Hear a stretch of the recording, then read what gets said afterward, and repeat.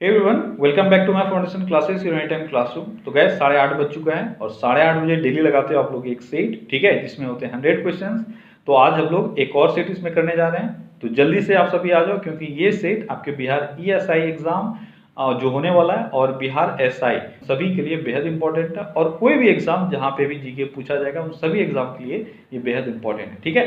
तो जल्दी से आप सभी लाइव आ जाओ, उसके बाद फिर हम लोग स्टार्ट करते हैं आज का सेट। तो चलिए स्टार्ट करते हैं। तो आज का हमारा पहला क्वेश्चन है, हाल ही में सुनीता लाकड़ा ने अंतर्राष्ट्रीय खेल से संन्यास लिया है, वह किस खेल से संबंधित है? कौन? सुनीता लाकड़ा। सुनीता लाकड़ा किस खेल से संबंधित है जिन्होंने अभी संन्यास लिया है? यह हॉकी से संबंधित खिलाड़ी हैं। अगला क्वेश्चन है, हाल ही में भारतीय रेलवे ने रेलवे सुरक्षा बल का नाम बदलकर क्या कर दिया है? रेलवे सुरक्षा बल, जल्दी बताओ क्या कर दिया है? तो हो गया है अब ये भारतीय रेलवे सुरक्षा बल सेवा। अगला क्वेश्चन है, हाल ही में 77वें गोल्डन ग्लोब पुरस्कार दिए गए, जिनमें किसे सर्वश्रेष्ठ अभिनेता का पुरस्कार मिला है? 77th गोल्डन ग्लोब पुरस्कार। आपको ध्यान से देखना है पुरस्कार कौन सा पूछा गया है, अलग अलग पुरस्कार का अलग अलग आंसर है, ठीक है। तो यहाँ सही आंसर क्या होगा? Joaquin phoenix. इनको 77वें गोल्डन ग्लोब पुरस्कार के तहत सर्वश्रेष्ठ अभिनेता का खिताब मिला है। अगला क्वेश्चन है, हाल ही में कौन एक ओवर में 6 छक्के लगाने वाले दुनिया के 7वें बल्लेबाज बने? एक ओवर में 6 छक्के लगाने वाले दुनिया के 7वें बल्लेबाज कौन बने हैं? कौन बने हैं? ये बने लियो कार्टर। अगला क्वेश्चन है, किस राज्य की सरकार ने हाल ही में महिलाओं की सुरक्षा हेतु दामिनी नामक हेल्पलाइन लॉन्च किया है? दामिनी नामक हेल्पलाइन किसने लॉन्च किया है? ये किया है उत्तर प्रदेश ने। अगला क्वेश्चन है, श्रीलंका में भारत के नए राजदूत कौन नियुक्त किए गए हैं? श्रीलंका में भारतीय राजदूत कौन है? ये हैं गोपाल बागले। तो श्रीलंका में कौन है भारत के नए राजदूत? ये हैं गोपाल बागले। क्लियर है? घाना में भारतीय राजदूत कौन नियुक्त किए गए? घाना में भारतीय राजदूत कौन है? ये है सी सुगंध राजाराम, ठीक है, सी सुगंध राजाराम। ये कहाँ है? ये है घाना में और गोपाल बागले हैं श्रीलंका में। क्लियर है? अगला क्वेश्चन है, विश्व हिंदी दिवस हर वर्ष मनाया जाता है। विश्व हिंदी दिवस हर वर्ष कब मनाया जाता है? ये मनाया जाता है 10 जनवरी को। अगला क्वेश्चन है, किस राज्य की सरकार ने हाल ही में अम्मा वोडी योजना की शुरुआत की है? अम्मा वोडी योजना, इसकी शुरुआत अभी हाल ही में आंध्र प्रदेश के सरकार के द्वारा किया गया है। अगला क्वेश्चन है, 15 जनवरी 2020 को कौन सा भारतीय सेना दिवस मनाया गया? 15 जनवरी 2020 यानी इस वर्ष कितनवां सेना दिवस था? तो यह था 72वां सेना दिवस, ठीक है। अगला क्वेश्चन है, सहज प्रणाली का परिवर्धन निम्नलिखित में से कौन सा है? सहज प्रणाली का परिवर्धन कौन सा क्रिया है? वह है स्वपोषी क्रिया, ठीक है, स्वपोषी क्रिया है सहज प्रणाली का परिवर्धन क्रिया। अगला क्वेश्चन है, जेनेटिक्स निम्न में से किसका अध्ययन है? जेनेटिक्स किसका अध्ययन है? किसका अध्ययन है? यह है अनुवांशिकता और विचरण का अध्ययन। अगला क्वेश्चन है, मेंडल के अनुवांशिकता का सिद्धांत किस पर आधारित है? मेंडल के अनुवांशिकता का सिद्धांत किस पर आधारित है? यह है लैंगिक जनन पर। किस पर? लैंगिक जनन पर। अगला क्वेश्चन है, भ्रूण किसमें मिलता है? भ्रूण किसमें मिलता है? तो भ्रूण बीज में मिलता है। अगला क्वेश्चन है, दुमट्टी या लौम मिट्टी में मिट्टी का कौन सा कण मिलता है? दुमट्टी या लौम मिट्टी में मिट्टी का कौन सा कण मिलता है? कौन सा कण मिलता है? जल्दी बताओ। ये मिलता है बालू कण, चिकना कण, पांसु कण, सभी। तो ये इन सभी प्रकार के कणों को आपको दुमट्टी या लौम मिट्टी में देखने को मिलेगा। अगला क्वेश्चन है, एक ही प्रकार का परमाणु निम्न में से किससे मिलता है? एक ही प्रकार का परमाणु किससे मिलता है? किससे मिलता है? यह मिलता है प्राकृत तत्व से। प्राकृत तत्व से एक ही प्रकार का परमाणु मिल सकता है। अगला क्वेश्चन है, प्रकाश संश्लेषण होता है। प्रकाश संश्लेषण कहाँ होता है या सेल के किस पार्ट में प्रकाश संश्लेषण होता है? तो यह क्लोरोप्लास्ट में होता है। अगला क्वेश्चन है, खाने का नमक यानी NaCl किससे बनता है? कैसा एसिड और बेस का रिएक्शन होता है? आपको पता है सॉल्ट जो है वह एसिड और बेस के रिएक्शन से होता है। तो नमक जो है खाने वाला वह मजबूत अम्ल यानी स्ट्रॉन्ग एसिड और स्ट्रॉन्ग बेस के मिलने से बनता है। अगला क्वेश्चन है, लैंगिक जनन से अनुवांशिक विचरण कैसे होता है? लैंगिक जनन से आनुवांशिक विचरण कैसे होता है? कैसे होता है? जीन की सम्मीपन यानी ब्लेंडिंग से, क्रोमोसोम में बदलाव से, या जीन के मिश्रण या सफलिंग से। इन सभी तरीकों से लैंगिक जनन से आनुवांशिक विचरण होता है। ठीक है। अगला क्वेश्चन है, अरब सागर के पानी का औसतन खारापन कितना है? अरब सागर के पानी का औसतन खारापन है लगभग 35 पीपीटी। ठीक है, 35 पीपीटी लगभग है अरब सागर के पानी का खारापन। अगला क्वेश्चन है, 2G स्पेक्ट्रम में G का क्या अर्थ है? तो आसान सा क्वेश्चन है। G का अर्थ क्या होता है? यहाँ पे होता है, क्या होता है? जनरेशन। ठीक है, सेकेंड जनरेशन 2G स्पेक्ट्रम हुआ। अगला क्वेश्चन है, बिल तथा मेंडिला गेट्स फाउंडेशन द्वारा स्थापित भारत के लिए कार्यक्रम अववाहन किसके प्रतिरोध के लिए कार्यरत है? अववाहन, बिल तथा मेलिंडा गेट्स फाउंडेशन के द्वारा ये एक प्रोग्राम है। किस चीज़ के लिए? आपको ये बताना है किस चीज़ के लिए है। यह है HIV एड्स के खिलाफ। ठीक है, क्या है नाम इसका? अववाहन। क्लियर है। अगला क्वेश्चन है, भारत में राज्य विद्युत बोर्डों की वित्तीय रुग्णता के निम्नलिखित कारणों पर विचार कीजिए। यानी भारत में जितने भी राज्य विद्युत बोर्ड हैं, स्टेट इलेक्ट्रिक बोर्ड है, वह सभी फाइनेंशियल क्राइसिस से गुजर रहे हैं, ये आपको पता है। ठीक है, तो इसका क्या कारण है जो वहाँ पे फाइनेंशियल क्रंचेस रहते हैं? पहला क्या है? कृषि एवं घरेलू उपभोक्ताओं को उत्पादन लागत से कम पर बिजली विक्रय। क्या ऐसा होता है? बिल्कुल होता है। आपको जो बिजली मिलता है वो सब्सिडी पे मिलता है और लागत जितना है उससे भी कम पर आपको दिया जाता है। ये भी एक कारण हो सकता है इनकी फाइनेंशियल क्रंचेस का कारण। ठीक है। अगला क्या है? प्रसारण एवं संवितरण हानियाँ काफ़ी ज़्यादा होती है। बिल्कुल, जो इलेक्ट्रिसिटी है उसको एक जगह से दूसरी जगह पहुंचाने के लिए जो मीडियम का इस्तेमाल किया जाता है और रास्ते में यानी ट्रैवलिंग के दौरान बहुत सारा एनर्जी जो है वो वेस्ट होता है, ये भी कारण है। यानी पहला भी हो गया, दूसरा भी हो गया। तीसरा क्या है?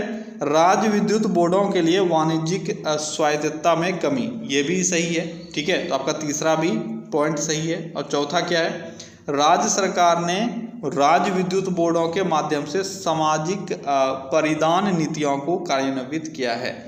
क्या है कि राज्य सरकारों ने राज्य विद्युत बोर्डों के माध्यम से सामाजिक परिधान नीतियों को कार्यान्वित किया है, ये भी सही है। बहुत जगह आप देखते हो, अभी जैसे दिल्ली का आप देख रहे हो, वहाँ पे इलेक्ट्रिसिटी फ्री है 200 यूनिट तक। तो ऐसे स्टेप्स भी लिए जाते हैं राज्य सरकारों के द्वारा। ठीक है, जो सामाजिक कल्याण के लिए इसको फ्री ऑफ कॉस्ट कहीं दे दिया जाता है, या जितने भी आपके सामाजिक सरोकार वाली चीज़ें हैं वहाँ पे इलेक्ट्रिसिटी फ्री ऑफ कॉस्ट मिलता है। तो ये सभी का जो खर्चा है वो सरकार को बेयर करना पड़ता है। इस कारण से जो बोर्ड है वह फाइनेंशियल क्राइसिस में रहता है। ये भी आपका सही है। तो आपका सही आंसर क्या हो जाएगा? 1, 2, 3 और 4 चारों पॉइंट सही है। अगला क्वेश्चन है, कुरियर सेवा से प्रतिस्पर्धा के लिए भारतीय डाक विभाग ने द्रुत डाक सेवा का आरंभ कब किया? द्रुत डाक सेवा, इसका आरंभ डाक विभाग ने कब किया था, ये आपको बताना है। कब किया था? ये किया था 1986 में, और ये कुरियर सेवा को कॉम्पीट करने के लिए था, कुरियर सेवा से। अगला क्वेश्चन है, भारतवर्ष में सर्वप्रथम दूरभाष का प्रादुर्भाव किस वर्ष हुआ? दूरभाष यानी टेलीफोन का यहाँ पे शुरुआत किस वर्ष से हुआ? कब से हुआ? ये हुआ 1861 में। ठीक है, 1861 में पहली बार यहाँ पर टेलीफोन सेवा जो है वह चालू की गई थी। अगला क्वेश्चन है, राजकुमार शुक्ला किस गांव के निवासी थे? अच्छा, नाम तो इनका आप जान ही रहे होगे राजकुमार शुक्ला के बारे में। इन्होंने गांधी जी को आमंत्रित किया था चंपारण जो यहाँ पे सत्याग्रह हुआ था वो उस चीज़ में पार्टिसिपेट करने के लिए। ठीक है, किस गांव से ये थे? ये थे मुरली भरावा गांव से। किस गांव से थे? मुरली भरावा गांव के ये निवासी थे। ठीक है। अगला क्वेश्चन है, जल का जमकर बर्फ बनना निम्न में से कौन सी परिवर्तन है? आसान सा क्वेश्चन है। जल अगर बर्फ बन रहा है तो वह एक भौतिक परिवर्तन। ठीक है। अगला क्वेश्चन है, निम्न में से कौन एल्यूमिनियम की मिश्र धातु है? जल्दी बताओ, एल्यूमिनियम की मिश्र धातु कौन सी है? एल्यूमिनियम की मिश्र धातु इसमें से चारों में से बताना है आपको। कौन सी है एल्यूमिनियम की मिश्र धातु? कौन सी है? यह है मैग्नीशियम। ठीक है, मैग्नीशियम जो है यह एल्यूमिनियम की मिश्र धातु है। अगला क्वेश्चन है, निम्न में से किस विद्युत चुंबकीय तरंग की वेधन क्षमता सर्वाधिक है? किस विद्युत चुंबकीय तरंग की वेधन क्षमता सबसे अधिक है? किसकी है? यह है गामा किरणों की। ठीक है, सबसे शॉर्ट हाइट भी इसी का होता है, लेकिन पेनिट्रेटिंग पावर जो है ये सबसे अधिक होता है गामा किरणों का। अगला क्वेश्चन है, वाहनों की हेडलाइट में किस दर्पण का उपयोग किया जाता है? वाहनों की हेडलाइट में किस दर्पण का उपयोग होता है? ये होता है अवतल दर्पण का। ये दो चीजें आपसे पूछी जाती है, हेडलाइट और मिरर। मिरर अगर पूछा जाता तो वहां हो जाता है उत्तल दर्पण, लेकिन हेडलाइट पूछा जा रहा है, इस कारण से होगा अवतल दर्पण। ठीक है। अगला क्वेश्चन है, राजकोषीय नीति किससे संबंध रखती है? राजकोषीय नीति किससे संबंध रखती है? जल्दी बताओ, राजकोषीय नीति किससे संबंधित है? तो राजकोषीय नीति सरकारी राजस्व, सरकारी खर्च व ऋण, बैंक दर नीति। तो आपका जो ऑप्शन सही होगा वो हो जाएगा डी, सरकारी राजस्व और सरकारी खर्च व ऋण, इन दोनों से राजकोषीय नीति संबंधित है। ठीक है। अगला क्वेश्चन है, किस देश का जीवन स्तर किससे जाना जाता है? किसी देश का जीवन स्तर किससे जाना जाता है? आप किसी देश का जो जीवन स्तर है वो कैसे पता कर सकते हो? गरीबी के अनुपात से, प्रति व्यक्ति आय से। बिल्कुल सही, प्रति व्यक्ति की आय से ही आप उस देश का जीवन स्तर का पता कर सकते हो। ठीक है। अगला क्वेश्चन है, साइकिल चालक को वर्तुल गति में झुकना चाहिए। ठीक है, अगर वह रोटेट कर रहे हैं, ठीक है, वो घूम रहे हैं कहीं पे इस तरह से, ठीक है, गोलाई में, तो उस गति में उनको झुकना चाहिए। किस तरफ झुकना चाहिए? तो उनको किस तरफ झुकना चाहिए? उनको केंद्र की ओर तिरछा होकर झुकना चाहिए। ठीक है। अगला क्वेश्चन है, निम्न में से कौन से समजात अंग हैं? दो तरह के अंग होते हैं, अगर आपको ये क्लियर करना है तो देखो, बायो से जिसको भी प्रॉब्लम है, तो मैंने बायो का कुछ सेशंस लिया हुआ है, बहुत इंपॉर्टेंट है। ठीक है, बहुत सारे अच्छे अच्छे क्वेश्चंस मैंने वहां पे कवर किए हैं और सबको एक्सप्लेन किया है, तो वहां जाके आप देख लो, पहला ही वीडियो में आपको ये मिल जाएगा। दो तरह का अंग होता है। ठीक है, तो इसमें से समजात आपसे पूछा जा रहा है, समजात अंग कौन सा है? जल्दी बताओ, समजात अंग कौन सा है? तो यहाँ पे देखो, यहाँ पे चारों ऑप्शन में से जो घोड़ा एवं आदमी का आगे वाला पैर जो है, अग्रपाद, ठीक है, ये समजात अंग है। ठीक है, समजात अंग वैसे अंग होते हैं जो आकार में और कार्यों में समानता प्रदर्शित नहीं करता है, किंतु उत्पत्ति में समान होता है। ठीक है, ये कहलाता है समजात अंग, यानी जात उसका अंग है। ठीक है, और जो देखने में एक समान है पर उसका काम अलग है, उसको बोलते हैं समरूप अंग। तो यहाँ से आप ये जान लो कि घोड़े और आदमी का अग्रपाद जो है वो समजात हैं, लेकिन समरूप नहीं, दिखते एक जैसे नहीं है पर काम एक जैसे हैं। अगला क्वेश्चन है, लोलक एरिया नेटवर्क यानी लोकल एरिया नेटवर्क, जिसको हम लैन बोलते हैं, इसमें निम्न में से किस मद का प्रयोग नहीं किया जाता है? लैन में किस मद का प्रयोग नहीं किया जाता है? चलिए बताओ। कंप्यूटर यूज करते हैं, मॉडेम यूज नहीं करते हैं। बिल्कुल सही, आपका आंसर हो जाएगा मॉडेम। मॉडेम को तो हम लोग इंटरनेट से कनेक्ट करने के लिए यूज करते थे, अभी तो आपका जो आ गया है, आसानी से आप सिम में रिचार्ज करवा के कर सकते हो, लेकिन एक समय था जब मॉडेम का यूज किया जाता था लैपटॉप वगैरह में यूज करने के लिए। अभी तो आप वाईफाई हॉटस्पॉट ऑन करते हो, वाईफाई ले लेते हो आसानी से। ठीक है, लेकिन एक वक्त था मॉडेम का बहुत अहमियत था, और अभी तो आप मॉडेम भी छोटा सा सब आ गया है। ठीक है, लेकिन एक वक्त तो मॉडेम बहुत बड़ा हुआ करता था, जिस तरह से आपका यूपीएस होता था उसी तरह से। अगला क्वेश्चन है, संयुक्त राष्ट्र संघ के महासचिव की नियुक्ति किसके द्वारा की जाती है? संयुक्त राष्ट्र संघ के महासचिव की नियुक्ति किसके द्वारा की जाती है? बहुत ही अच्छा सा क्वेश्चन, जल्दी बताओ, किसके द्वारा किया जाता है?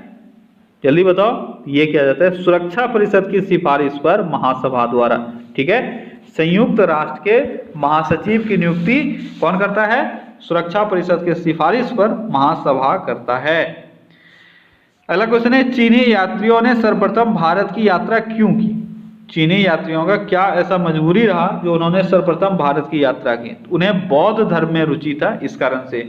और देखो, मतलब समय का परिवर्तन देखो कि अभी बौद्ध धर्म जो है वो हमारे यहाँ का धर्म था, और अभी उसको चीन में ज्यादा फॉलो किया जाता है। वहाँ पे जिस सेंस में उनको वहाँ पे लिया जाता है, जितना इज्जत दिया जाता है, हमारे यहाँ पे नहीं दिया जाता है। इस पर एक मूवी भी था, आपने शायद देखा होगा, साउथ इंडिया का मूवी था, मुझे नाम याद नहीं है, पर उसी पर वो आधारित है।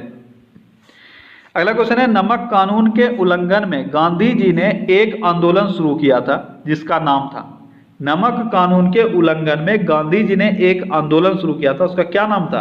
आसान सा क्वेश्चन है, उसका नाम था सविनय अवज्ञा आंदोलन।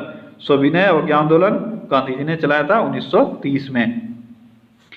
अगला क्वेश्चन है, सौर विकिरण का जो भाग बिना गर्मी दिए पृथ्वी से परावर्तित हो जाता है क्या कहलाता है? जल्दी बताओ क्या कहलाता है? क्या कहते हैं उसको? उसको एल्बिडो कहते हैं। एल्बिडो लॉ आपने कभी पढ़ा है तो आपको ये चीज क्लियर होगा, ठीक है। एल्बिडो लॉ ज्योग्राफी में आपने पढ़ा होगा, ठीक है। तो जो विकिरण बिना गर्मी दिए पृथ्वी से परावर्तित हो जाता है, रिफ्लेक्ट हो जाता है, उसको हम लोग एल्बिडो कहते हैं, ठीक है। अगला क्वेश्चन है आइवरी तट कहाँ स्थित है? आइवरी तट कहाँ स्थित है? कहाँ स्थित है? ये पश्चिमी अफ्रीका में अवस्थित है। आइवरी तट पश्चिमी अफ्रीका में अवस्थित है और इसका जो राजधानी है वो कहाँ है? यह है यामोसोकारो, ठीक है। यामोसिकारो इसकी राजधानी है। अगला क्वेश्चन है पनामा नहर का निर्माण किस वर्ष हुआ था? पनामा नहर का निर्माण किस वर्ष हुआ था? किस वर्ष हुआ था? यह हुआ था 1914 में। पनामा नहर कब बना? 1914 में। एक्चुअली में इसका जो बनना चालू हुआ था 1904 में हुआ था, लेकिन 1914 में जाके यह पूरा हुआ। यह नहर कहाँ स्थित है? यह दक्षिण अमेरिका में स्थित है। दक्षिण अमेरिका में एक देश है पनामा, ठीक है, वहीं पर यह स्थित है। क्लियर है? अगला क्वेश्चन है अधिकतम राज्यों के साथ सम्मिलित सीमा होने वाले राज्य का नाम बताएं। मतलब किस राज्य का सीमा अधिकतम राज्यों के साथ मिलता है? आसान सा क्वेश्चन है। यह उत्तर प्रदेश, आप सबने पढ़ा होगा, ठीक है। 8 राज्यों से यह स्पर्श करता है। कौन कौन से राज्य है वो? क्या आप सभी को पता है? तो वो है बिहार, झारखंड, छत्तीसगढ़, मध्य प्रदेश, राजस्थान, हरियाणा, हिमाचल प्रदेश, उत्तराखंड और केंद्र शासित प्रदेश दिल्ली, ठीक है। अगला क्वेश्चन है वर्ष 2011 की जनगणना के अनुसार भारत के किस राज्य की जनसंख्या सबसे कम है? किस राज्य में जनसंख्या सबसे कम है? जल्दी बताओ। जनगणना इंपॉर्टेंट है आपके एग्जाम पॉइंट ऑफ व्यू से, तो ये है सिक्किम, ठीक है। सिक्किम की जनसंख्या सबसे कम है। अगर केंद्र शासित प्रदेशों में बात करें तो सबसे कम जनसंख्या लक्षद्वीप में होगा, ठीक है। अगर केंद्र शासित पूछ लिया जाए, यहाँ पे आपसे केंद्र शासित नहीं पूछा गया, इसलिए आपका आंसर क्या है? सिक्किम है। और लक्षद्वीप आपके ऑप्शन में भी नहीं है, ठीक है। अच्छा, अगर आपको ये पूछा जाए यहाँ से, जो देखो क्वेश्चन जो है जनसंख्या कम पूछा गया, जनसंख्या घनत्व अगर सबसे कम पूछा जाता तो क्या होता? तो होता अरुणाचल प्रदेश, ठीक है। घनत्व और जनसंख्या दोनों में अंतर है। 1 किलोमीटर में कितने लोग रहते हैं इसको उसका घनत्व कहा जाता है, लेकिन वहां का ओवरऑल जनसंख्या कितना है इसको कहा जाता है वहां की जनसंख्या। तो अरुणाचल प्रदेश का जो घनत्व है वह मात्र 17 है, यानी 1 किलोमीटर में 17 लोग रहते हैं। और सिक्किम में जो आप बोल सकते हो ना 1 किलोमीटर में कितने रहते हैं, तो वहां पे इस 17 से ज्यादा, मुझे एक्चुअली याद नहीं है, लेकिन वहां 17 से ज्यादा है। क्लियर है? अगला क्वेश्चन है निम्नलिखित में से कौन से अनुच्छेद में समता का अधिकार का प्रावधान है? समता का अधिकार, इसका प्रावधान किस अनुच्छेद में? जल्दी बताओ। नहीं बताओगे मारूंगा हथौड़ा से। जल्दी बताओ। समता का अधिकार, बिल्कुल सही, यह है अनुच्छेद 14, ठीक है। समता का अधिकार या विधि के समक्ष समानता का अधिकार, ये किस में है? 14 में है, ठीक है। मौलिक अधिकार का अनुच्छेद कहां से कहां तक है? मौलिक अधिकार का अनुच्छेद कहां से कहां तक है? मैं नहीं बताऊंगा, आप लोग खुद जान लो, कितना बताऊं मैं। अगला क्वेश्चन है विख्यात वृंदावन उद्यान निम्नलिखित स्थान में स्थित है। वृंदावन, वृंदावन कहाँ स्थित है? जल्दी बताओ। वृंदावन उद्यान कहाँ स्थित है? ये स्थित है मैसूर में। वृंदावन, आप लोगों को कंफ्यूजन तो हुआ ही होगा, ठीक है। ये वृंदावन उद्यान का बात किया जा रहा है। वृंदावन उद्यान ये कर्नाटक के मैसूर में स्थित है, ठीक है। अगला क्वेश्चन है संविधान हिंदी में कितने प्रकार की क्या है इमरजेंसियां की शाखाएं हैं? मतलब हमारे यहाँ पे कितने तरह की इमरजेंसियां हैं? तो इमरजेंसी यानी आपातकाल जो सिचुएशन के लिए हमारे संविधान में व्याख्या किया गया है, वो कितने तरह के आपातकाल हैं? तो कितने हैं? 3 हैं, सभी जानते हो। कौन कौन से हैं बताना जरूरी नहीं है, लेकिन अनुच्छेद आपको क्लियर रहना चाहिए, ठीक है। अगला क्वेश्चन है किस संवैधानिक संशोधन बिल द्वारा भारत में मतदान की आयु 21 से घटाकर 18 कर दी गई थी? एग्जाम में पक्का ये क्वेश्चन आएगा। यह है 61वां संविधान संशोधन, और ये 61वां संविधान संशोधन कब हुआ था? ये कब हुआ था? जल्दी बताओ। 1989 में, ठीक है। 1989 में ये हुआ था, और इसके द्वारा जो आयु है वह 21 से घटाकर 18 कर दी गई थी। क्लियर है? अगला क्वेश्चन है जब कोई हवा का बुलबुला किसी झील की तलहटी से सतह तक आता है तो क्या होता है? जल्दी बताओ। मैंने पहले भी पढ़ाया हुआ है आपको। कोई बुलबुला झील की तलहटी से अगर सतह पर आ रहा है तो उसका आकार बढ़ जाएगा, ठीक है। क्या होता है? आकार बढ़ जाता है। अगला क्वेश्चन है, निम्नलिखित में से किसे जुड़वां खनिज कहा जाता है? ये भी मैंने आपको पढ़ाया है। जुड़वां खनिज किसको कहा जाता है? ये कहा जाता है सीसा और जस्ता को। किसको कहा जाता है? सीसा और जस्ता को जुड़वां खनिज कहा जाता है। क्यों कहते हैं? कभी आपने ये सोचा? देखो, सीसा और जस्ता को इसलिए जुड़वां खनिज कहा जाता है क्योंकि जब खनन होता है ना, उसमें लगभग टाइम ऐसा होता है ये दोनों साथ में ही मिलता है, इसी कारण से जुड़वां खनिज कहते हैं। ठीक है। अगला क्वेश्चन है, निम्नलिखित मसालों में जड़ से प्राप्त होने वाला मसाला। बहुत ही अच्छा क्वेश्चन, जल्दी से आंसर करो। जड़ से हम लोग इसमें से किसको प्राप्त करते हैं? हल्दी, दालचीनी, लौंग, इनमें से कोई नहीं। आपका सही आंसर इनमें से कोई नहीं होगा, क्योंकि हल्दी प्रकंद से प्राप्त करते हैं, स्टेम से। दालचीनी आपको पता है ये छाल है, और लौंग ये फूल से प्राप्त करते हैं। ठीक है, फूल नहीं, कली। ठीक है। अगला क्वेश्चन है, तमिल रामायण कृति है। तमिल रामायण को किसने लिखा था? तमिल रामायण, जल्दी बताओ। तो तमिल रामायण को किसने लिखा? ये लिखा गया था कंबन के द्वारा। किसने? कंबन ने तमिल रामायण लिखा था। ठीक है। और चोल के शासनकाल में इसको लिखा गया था। ये भी आपसे पूछा जाता है। किसके शासनकाल में? चोल के शासनकाल में। और इसकी अगर कथा देखें तो ये वाल्मीकि के रामायण से मिलती जुलती है, इस कारण से इसको हम लोग तमिल रामायण कहते हैं। क्लियर है। अगला क्वेश्चन है, दो मुगल शासक जिन्होंने अपना जीवन चरित्र स्वयं लिखा, वे कौन थे? जल्दी बताओ, कौन थे वो? वो थे बाबर और जहांगीर। इन दोनों ने अपना जो बायोग्राफी है वो खुद लिखा था। ठीक है। अगला क्वेश्चन है, किस महासागर में केप कैमोरिन स्थित है? केप कैमोरिन किस महासागर में स्थित है? तो केप कैमोरिन हिंद महासागर में अवस्थित है। कहाँ अवस्थित है? हिंद महासागर में। केप कैमोरिन, आप दूसरा नाम इसका जान रहे हो नहीं जान रहे हो? कन्याकुमारी।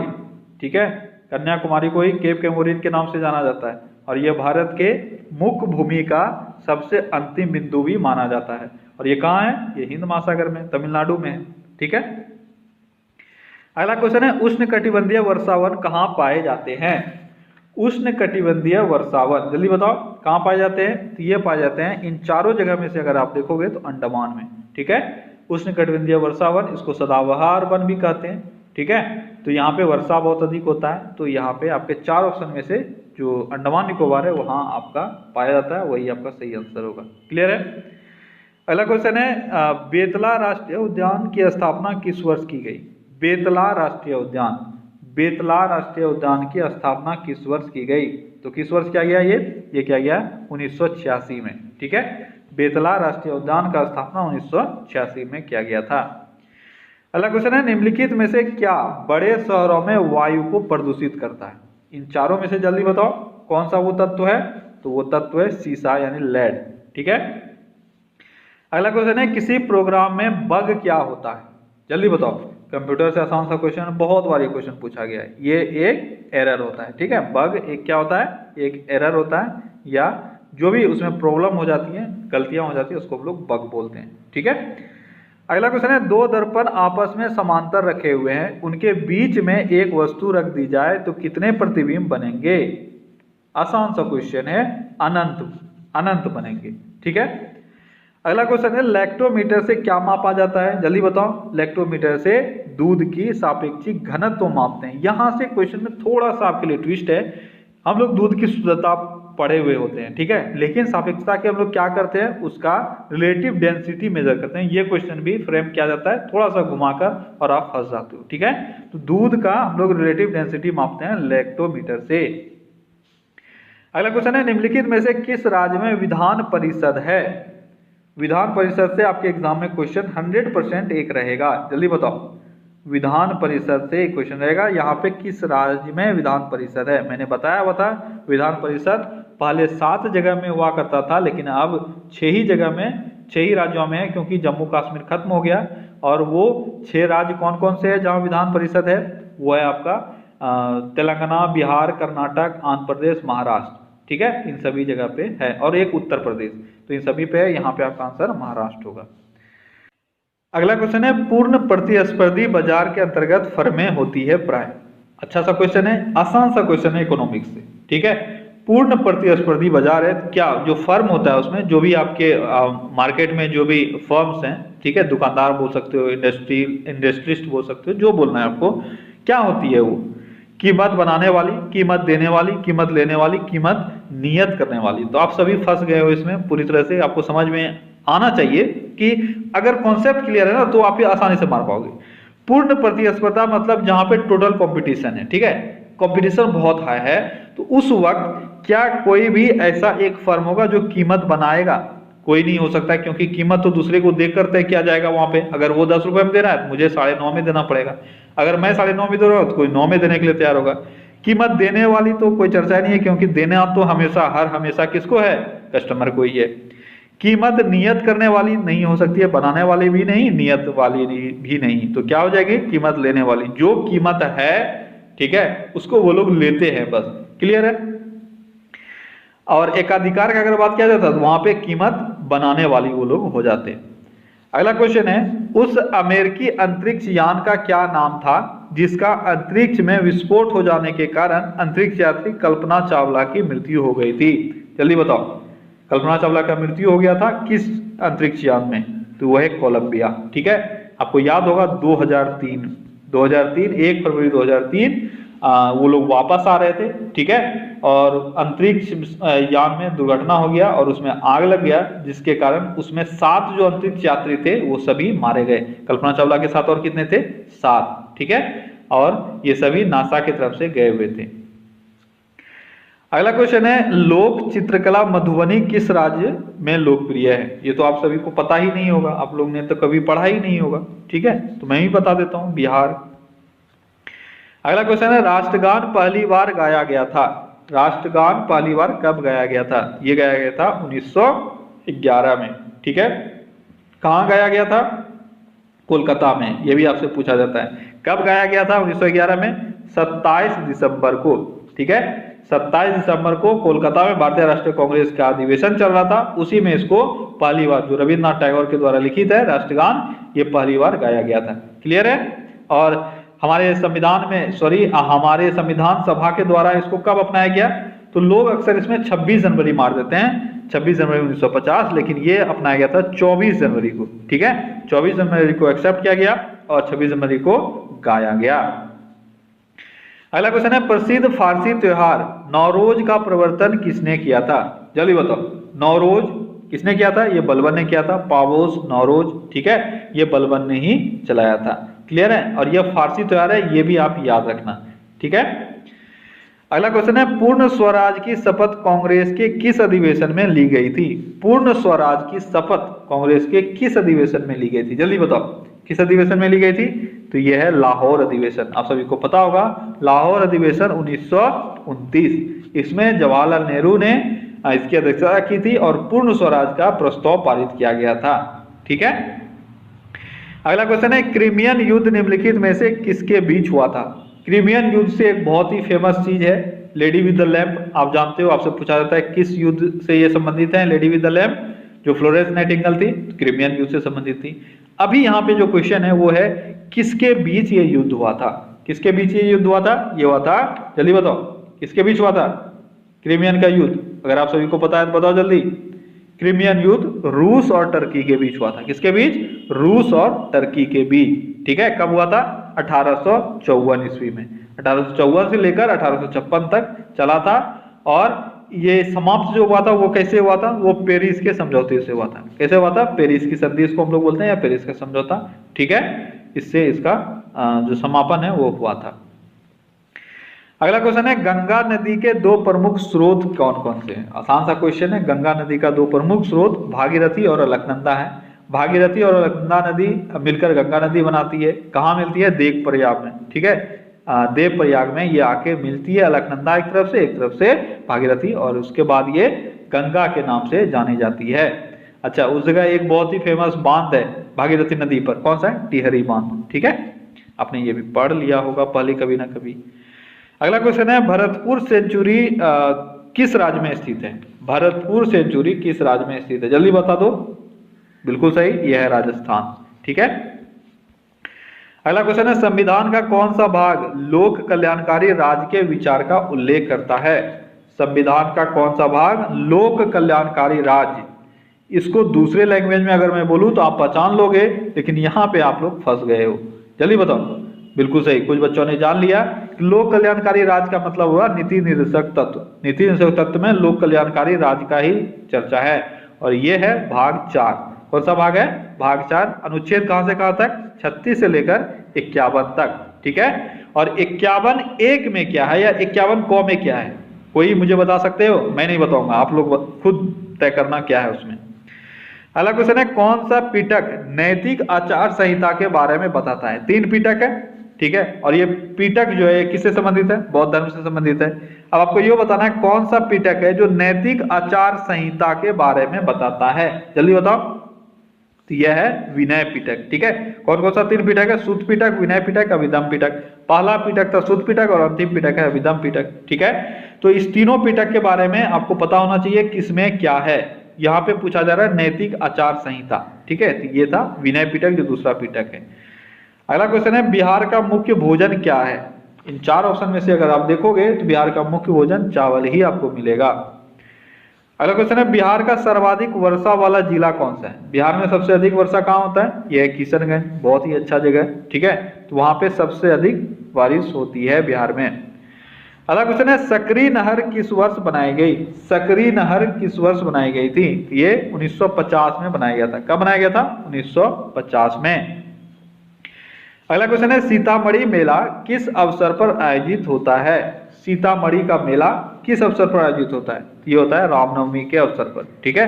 रामनवमी के अवसर पर सीतामढ़ी में बहुत फेमस मेला है वहां का। सीता आपको लग रहा है ना, सीता। ठीक है। तो रामनवमी के अवसर पर यहाँ बहुत बड़ा मेला लगता है।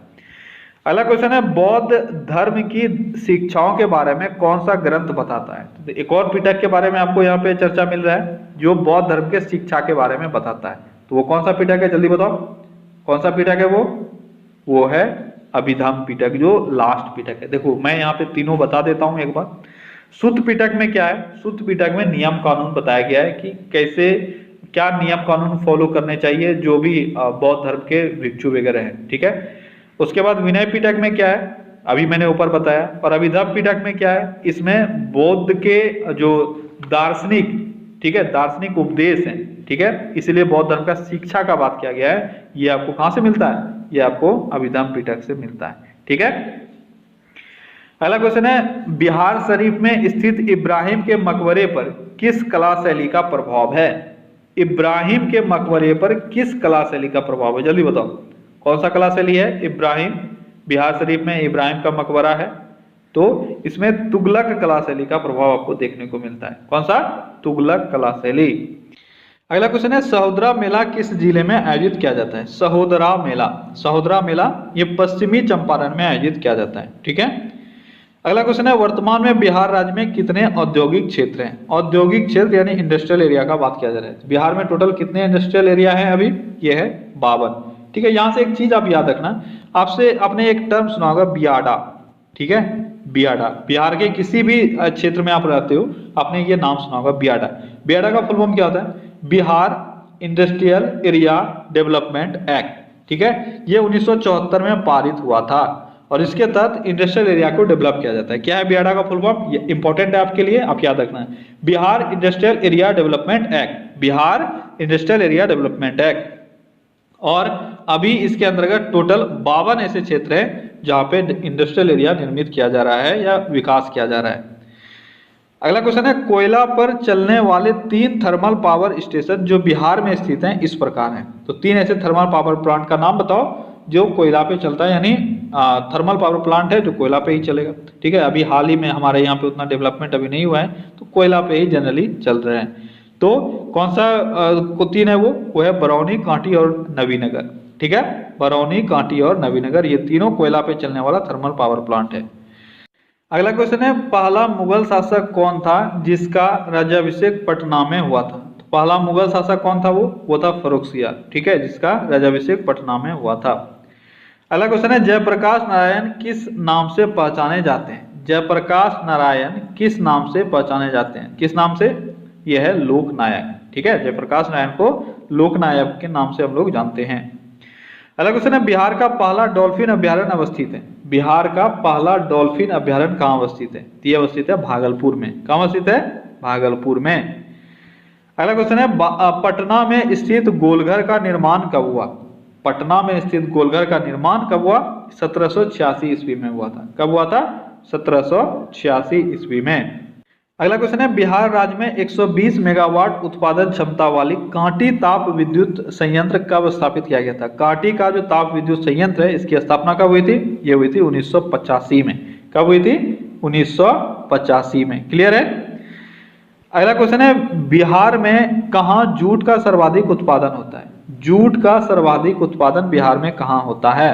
तो बिहार में अगर आप देखोगे तो पूर्णिया एरिया में, पूर्णिया कटिहार एरिया में सर्वाधिक जूट का उत्पादन होता है।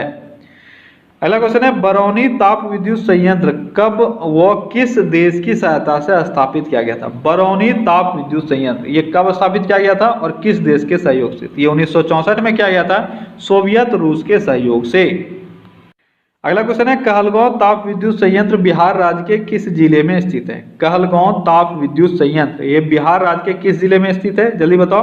कहलगांव ताप विद्युत संयंत्र तो ये भागलपुर जिले में स्थित है। कहाँ स्थित है? भागलपुर जिले में। अगला क्वेश्चन है, वेस्ट इंडीज के किस विस्फोटक सलामी बल्लेबाज ने 17 फरवरी 2019 को अंतर्राष्ट्रीय वनडे क्रिकेट से संन्यास लेने की घोषणा की थी? चारों में से आपको यह बताना है अंतर्राष्ट्रीय क्रिकेट से किसने संन्यास ले लिया। तो कौन है वो जिसने अंतर्राष्ट्रीय क्रिकेट से संन्यास ले लिया? जल्दी बताओ कौन खिलाड़ी है वो है क्रिस गेल। ठीक है, इन्होंने अंतर्राष्ट्रीय क्रिकेट से संन्यास ले लिया। अगला क्वेश्चन है, सैम पुस्तक किसकी कृति है? सैम पुस्तक किसकी कृति है? तो सैम सलमान रुश्दी की एक पुस्तक है। अगला क्वेश्चन है, बौद्ध धर्म का कौन सा अंग मूर्ति पूजा में विश्वास नहीं करता? बहुत ही अच्छा सा क्वेश्चन है। ठीक है, बौद्ध धर्म का कौन सा अंग मूर्ति पूजा में विश्वास नहीं करता है? तो आपका सही आंसर है हीनयान। ठीक है, बौद्ध धर्म दो भागों में बढ़ चुका था, महायान और हीनयान। महायान वो लोग थे जो लोग बौद्ध को भगवान के रूप में देखते थे, ठीक है, और उनके मूर्ति का पूजा भी करते थे। लेकिन हीनयान बस बौद्ध के जो शिक्षा वगैरह था उसमें विश्वास करते थे। बुद्ध को इन्होंने भगवान मानने से इनकार कर दिया और ये लोग मूर्ति पूजा में विश्वास नहीं रखते थे। ठीक है, अगला क्वेश्चन है, अंतर्राष्ट्रीय लोकतंत्र दिवस कब मनाया जाता है? अंतर्राष्ट्रीय लोकतंत्र दिवस कब मनाया जाता है? ये मनाया जाता है 15 सितंबर को। 15 सितंबर को हम लोग अंतर्राष्ट्रीय लोकतंत्र दिवस के रूप में मनाते हैं। अगला क्वेश्चन है, वहाबी आंदोलन का मुख्य केंद्र कहाँ था? वहाबी आंदोलन का मुख्य केंद्र, तो वहाबी आंदोलन का मुख्य केंद्र पटना था। ठीक है, इसके जो आप बोल सकते हो ना अग्रदूत थे वो कौन से? अली ब्रदर्स थे। ठीक है, विलायत अली और इनायत अली, ये दो अली थे, दो अली भाई थे, दो अली बंधु थे जिन्होंने वहाबी आंदोलन को पटना में बहुत जोर दिया था। ठीक है, ये लगभग 1828 ईस्वी के आसपास स्टार्ट हुआ था और बहुत टाइम तक चला था। ठीक है, 88 तक लगभग ये चला था। ठीक है, अगला क्वेश्चन है, वह कौन सा प्रथम भारतीय था जो ब्रिटिश संसद के लिए निर्वाचित हुआ? आसान सा क्वेश्चन है, वो कौन था? वो तो दादा भाई नेहरू जी। ठीक है, दादा भाई नेहरू जी थे जो ब्रिटिश संसद के लिए पहली बार निर्वाचित हुए थे। अगला क्वेश्चन, द्वितीय विश्व युद्ध के दौरान किस देश को विजय का शस्त्रागार कहा गया? विजय का शस्त्रागार किसको कहा गया? ये कहा गया अमेरिका को। ठीक है, अमेरिका ने द्वितीय विश्व युद्ध को जीता था और वहीं से जो शस्त्र का जो महाप्रयोग है इसने किया था, आपको पता है एटम बम। ठीक है, जापान धराशायी हो गया, तो इसीलिए कहा गया विजय का शस्त्रागार। अगला क्वेश्चन है, प्रथम बौद्ध संगति के अध्यक्ष कौन थे? तो प्रथम बौद्ध संगति जो हुआ था उसके अध्यक्ष कौन थे? तो उसके अध्यक्ष थे महाकश्यप। ठीक है, अगला क्वेश्चन है, राष्ट्रीय न्यूनतम मजदूरी पर विशेषज्ञ समिति की रिपोर्ट में न्यूनतम मजदूरी कितना रखने का सुझाव दिया गया है? इसी साल जो न्यूनतम मजदूरी है उस पर एक रिपोर्ट आया और ये कहा गया है कि मंथली जो है 9,750 रुपये न्यूनतम मजदूरी होना चाहिए और डेली बेसिस पे शायद 375 रुपये था। ठीक है, अगला क्वेश्चन है, निम्नलिखित में से किसे हाल ही में मुख्य चुनाव आयुक्त नियुक्त किया गया है? तो मुख्य चुनाव आयुक्त अभी कौन है? यह है सुनील अरोड़ा। ठीक है, कौन है? सुनील अरोड़ा। ठीक है, तो क्या गाइस, तो ये था आज का आपका टॉप 100 क्वेश्चंस जो आपके आज के टेस्ट में आया। ठीक है, आई होप कि आपको सेट अच्छा लगा होगा और कुछ चीजें आपको सीखने को मिली होगी, कुछ चीजें आपका रिवाइज भी हुआ होगा। ठीक है, अगर वीडियो अच्छा लगा तो एक लाइक कर दो और अपने जितने फ्रेंड्स के साथ शेयर कर सकते हो उतना करो ताकि हर कोई इससे बेनिफिटेड हो सके। ठीक है, चलिए कल फिर से मिलते हैं अगले सेट में। Till then take care, bye bye.